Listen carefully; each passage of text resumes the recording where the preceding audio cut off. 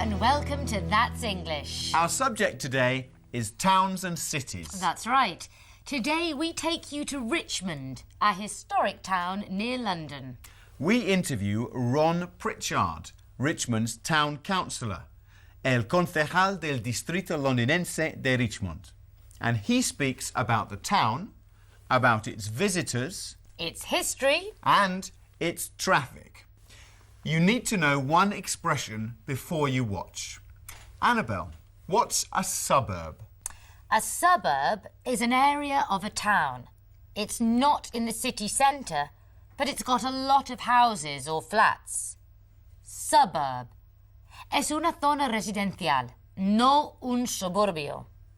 Suburb. As you watch the documentary, see if you can answer these questions. What does Ron like about Richmond? What doesn't he like about Richmond? What does Ron like about Richmond? What doesn't he like about Richmond? This is Richmond, a historic town 13 kilometres or 8 miles from central London and 15 kilometres or 9 miles from Heathrow Airport. This is Ron Pritchard, a town councillor in Richmond. Ron, you have a beautiful town. Can you describe Richmond for us? Thank you, yes.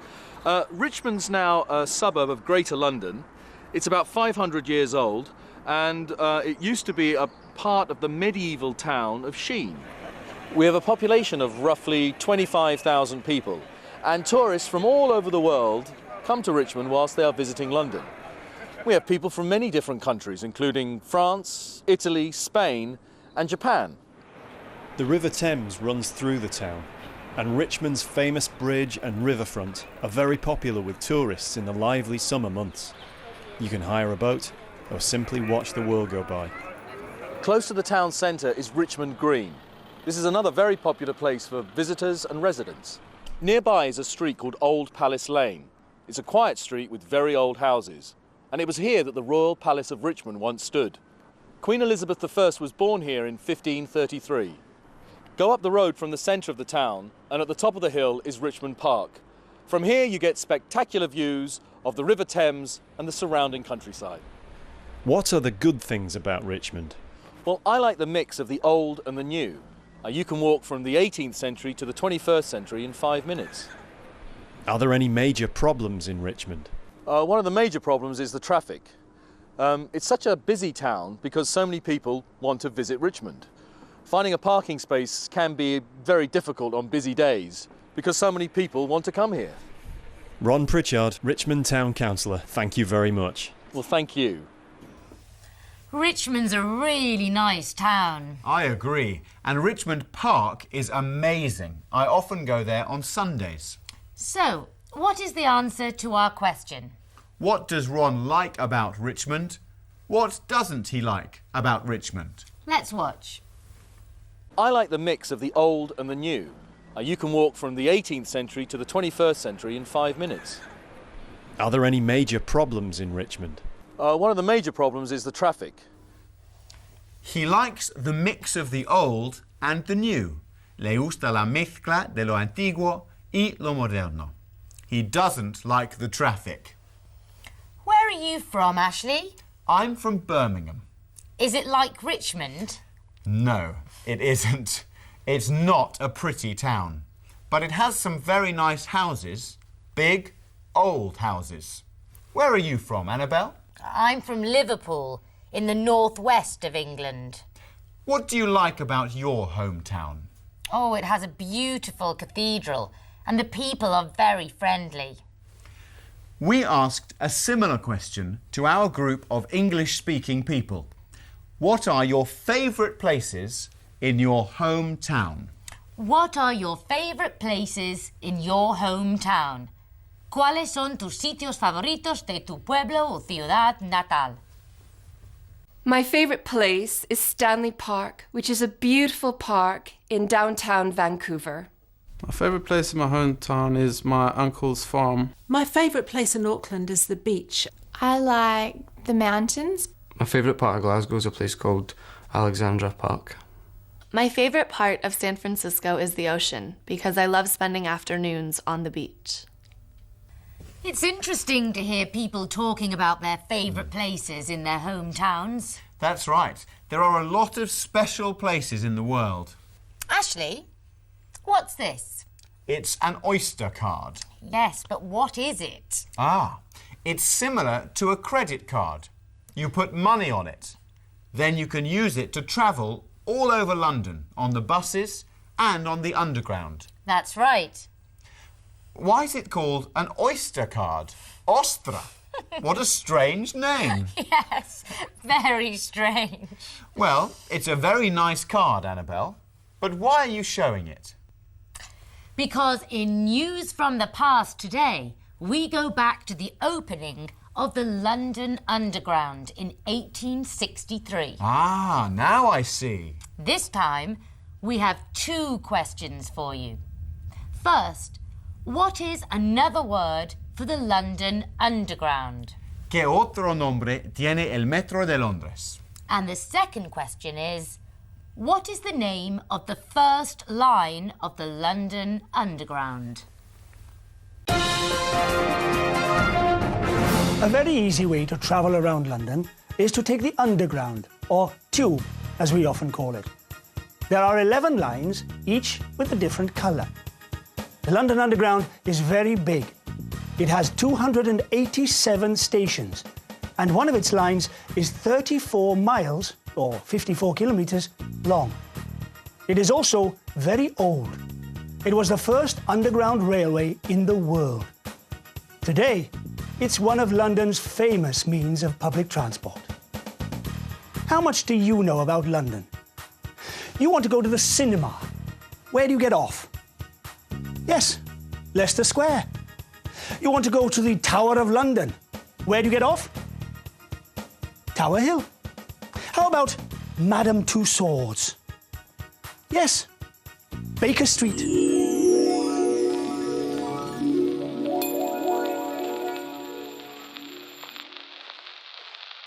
The year is 1863.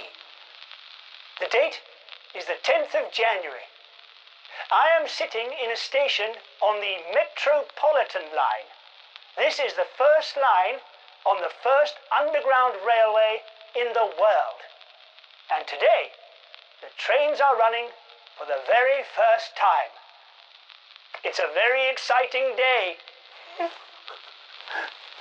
About 25,000 Londoners are taking the tube today. Imagine, 25,000 people. You can go first class or second class. In first class, there is gaslight, and passengers can even read their newspapers. And what is the name of the station? Baker Street. And who lives on Baker Street? Sherlock Holmes, the famous detective. Oh no, what am I saying? Arthur Conan Doyle, the author of the Sherlock Holmes novels, is only 4 years old. Oh.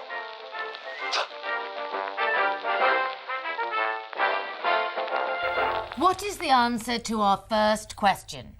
What's another word for the London Underground? Listen again. A very easy way to travel around London is to take the Underground, or Tube, as we often call it. So, another word for the Underground is the tube. This is a tube, un tubo. And there is the train.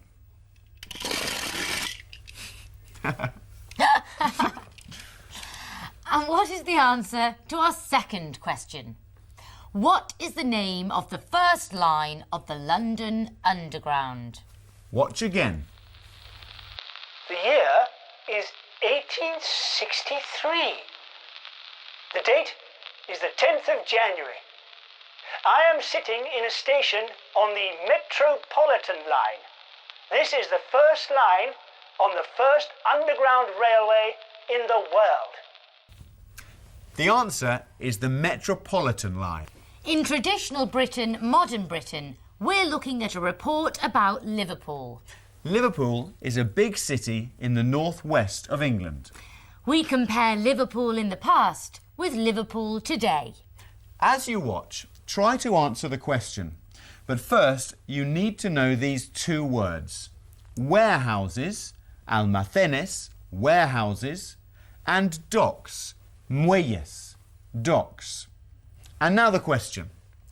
Where in modern Liverpool can you find information about old Liverpool? Where in modern Liverpool can you find information about old Liverpool? Now watch. When people think of Liverpool, they often think of the great 19th century seaport at the mouth of the River Mersey. But this picture shows Liverpool in 1980. Liverpool is a city in decline, and many of its beautiful warehouses and docks are now in ruins. Today, Liverpool is once again an exciting city, and it is not living in the past. In some of its historic old docks and warehouses, there are now modern apartments, shops and cafes. Albert Dock is no longer a dirty old dock with black warehouses. It is now the home of the Tate Art Gallery and interesting new museums. At the Merseyside Maritime Museum, you can find out all about the history of Liverpool as a seaport. And there is even a museum for the Beatles, Liverpool's most famous sons. In 2008, Liverpool was European City of Culture, and the people of Liverpool are very proud of their city. What is the answer to the question? Where in modern Liverpool can you find information about old Liverpool? Let's watch again. At the Merseyside Maritime Museum, you can find out all about the history of Liverpool as a seaport. The answer is at the Merseyside Maritime Museum. Do you like Liverpool, Ashley? I think it's a great city. Yes, with great cafes. Cafes? Time for a coffee? Oh, yes, please. See you next time. Goodbye. Bye.